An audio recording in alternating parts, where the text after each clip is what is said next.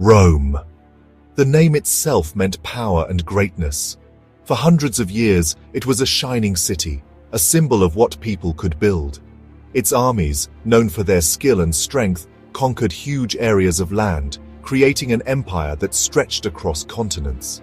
The Eternal City, as it was called, seemed unbeatable, its walls strong, its spirit never giving up. Rome, the center of the Roman Empire, was full of life with millions of people. Its stone streets showed how good Roman engineers were. Crowds of people filled the streets, regular people and slaves, shopkeepers and senators, all part of the city's lively mix. You could hear many different languages.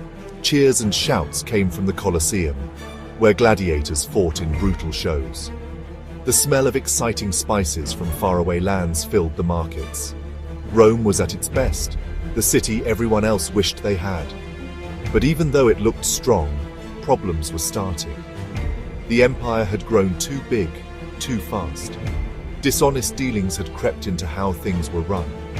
The armies, once so powerful, were stuck fighting battles far away and were not as strong as they used to be. And at the edges of the empire, a new danger was growing, something that would soon test Rome's strength and challenge its idea of lasting forever. From the north, pushed by changes and the need to move, came the Visigoths. They were a Germanic tribe known for being fierce fighters. They had lost their homes and needed to find a new place to live. Their leader, Alaric, was a smart and ambitious warrior. He wanted to create a kingdom for his people from the remains of the Roman Empire. The people of Rome had no idea that their lives were about to change completely, that their city's story would be marked by the trouble that was coming. The Visigoths weren't just barbarians at the gates. They had their own interesting history and culture, and were skilled horsemen and fighters who had known about the Roman world for a long time. Many had even served in the Roman army, learning how the Romans fought and picking up some of their ways. But they were also a people on the move, forced to travel and led by their ambitious leader, Alaric.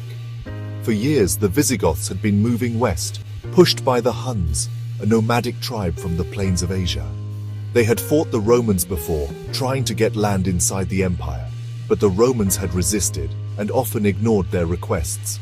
Alaric, a powerful and sometimes cruel leader, saw a chance in Rome's growing weakness. He brought his people together, united them, and aimed for the biggest prize, Rome itself. The Western Roman Empire, struggling with arguments within and money problems, wasn't ready for Alaric. Its armies, once feared by everyone, were now spread out, with many hired soldiers and forced recruits who weren't as disciplined or loyal as the soldiers before them. The empire's leaders, dishonest and unable to make decisions, didn't seem to know how to handle the Visigoth threat. Alaric saw their weakness and took advantage of it. He led his people south, further into Roman territory, his numbers growing as they went. They avoided fortified cities and outsmarted the Roman armies, leaving a path of destruction.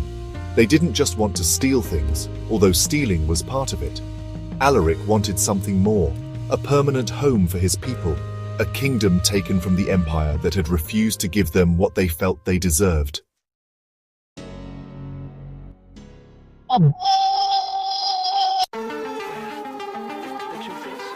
Section 4, Aftermath, the Spoils of Victory. Section 5, Conclusion, A Legacy in Ruins.